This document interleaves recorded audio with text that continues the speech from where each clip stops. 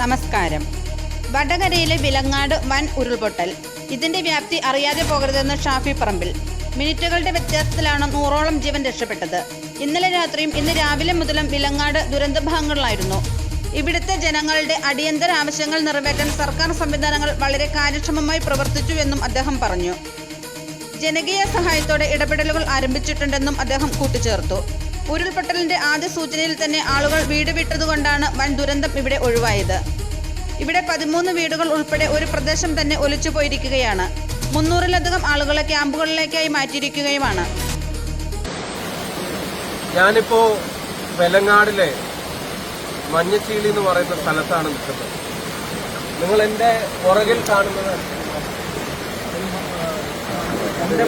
കാണുന്നത് വലിയ ഉരുൾപൊട്ടലുണ്ടായി ആ വനത്തിൽ നിന്ന് കല്ലും മണ്ണും വെള്ളവും പാറയും എല്ലാം ഒഴുകി വന്നിട്ടുന്ന ഒരു സ്ഥലമാണ്.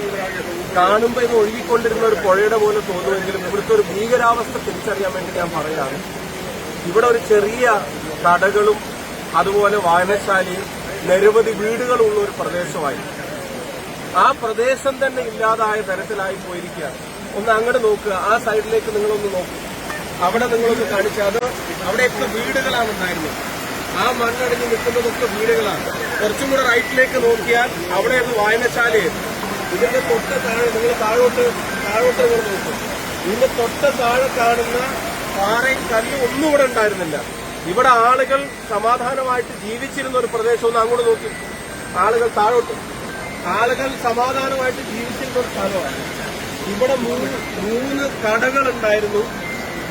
കടകളുണ്ടായിരുന്നു, നിരവധി വീടുകളുണ്ടായിരുന്നു, അതുപോലെ ഒരു കുരിശുപള്ളി ഉണ്ടായിരുന്നു. ഇതിന്റെ തൊട്ടടുത്താണ് മാത്യു മാഷ് എന്ന ഈ നാടിന് ഏറ്റവും പ്രിയപ്പെട്ടൊരു മാഷ്. അദ്ദേഹത്തിന്റെ വീട് സുരക്ഷിതമാണ്. പക്ഷെ രാത്രി മറ്റുള്ളവർ പ്രയാസത്തിലാണെന്ന് അറിഞ്ഞിട്ട് ഓടി വന്ന് എന്തെങ്കിലും സഹായം അവരെ ഇപ്പുറന്ന് കടത്തി കൊണ്ടുപോകാനോ സുരക്ഷിതമായ സ്ഥലത്തേക്ക് മാറ്റാനോ ഒക്കെ വേണ്ടി വന്ന അദ്ദേഹത്തിന് പെട്ടെന്ന് ഉരുൾപൊട്ടലുണ്ടായി. അദ്ദേഹത്തിന് പിടിച്ചു നിൽക്കാൻ കഴിയില്ല. അദ്ദേഹത്തെ രക്ഷിക്കാൻ വേണ്ടി കയറെടുക്കാൻ വേണ്ടി ഒപ്പമുള്ള ആളുകൾ തിരിഞ്ഞു. ആ തിരിഞ്ഞ സമയത്തേക്കും വലിയ ഒരു പാറ വന്ന് ആ കുരിശുപള്ളിയും കടമുറിയും എല്ലാം എടുത്തുകൊണ്ട് പോയി. ഇപ്പൊ മാത്യു മാഷെ കാണാതായിരിക്കുകയാണ്. ഇപ്പൊ ഇവരോട് അന്വേഷിക്കുന്നു. പഞ്ചായത്ത് വൈസ് പ്രസിഡന്റ് ഇവിടെ വീട് നഷ്ടപ്പെട്ടത്, ഈ വീട് ഞാൻ നേരത്തെ കാണിച്ച ആളാണ്. ഇവിടെ അന്വേഷിക്കുമ്പോഴാണ് ഇതിന്റെ ഒരു ഭീകരത മനസ്സിലാവുന്നത്. അന്ന് രാത്രി മേലെ ഉരുൾപൊട്ടിയിട്ടുണ്ടെന്നുള്ളൊരു ചെറിയ സൂചന കിട്ടിയതുകൊണ്ട് ഇവിടെയുള്ള എല്ലാ വീടുകളിൽ നിന്നും ആളുകളെ മാറ്റി. ആ ആളുകൾ മാറിയിട്ടില്ലായിരുന്നെങ്കിൽ നമ്മൾ വയനാട് കേട്ടതുപോലെ വലിയൊരു ദുരന്ത വാർത്ത ഇവിടെയും കേൾക്കേണ്ടി വരുമായിരുന്നു. ഇപ്പോഴത്തെ സാഹചര്യം ഇവിടെ വളരെ ഭീകരമാണ്.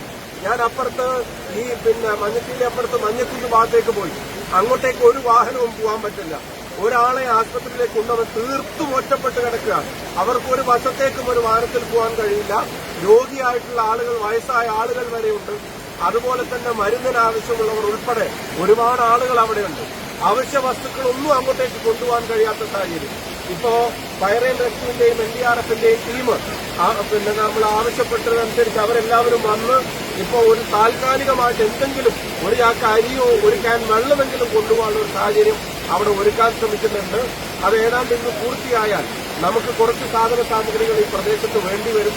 എന്ന് മാത്രമല്ല, ഇവിടെ വീട് നഷ്ടപ്പെട്ടവർക്ക് ഇവിടെ ഇപ്പൊ ഞാൻ ഈ നിൽക്കുന്ന സ്ഥലത്ത് എന്ത് നഷ്ടപരിഹാരം കൊടുത്താലും ഇവിടുത്തെ ആളുകൾക്ക് ഒരു വീട് ഇവിടെ പണിയാൻ കഴിയാത്തൊരു സാഹചര്യമാണ്.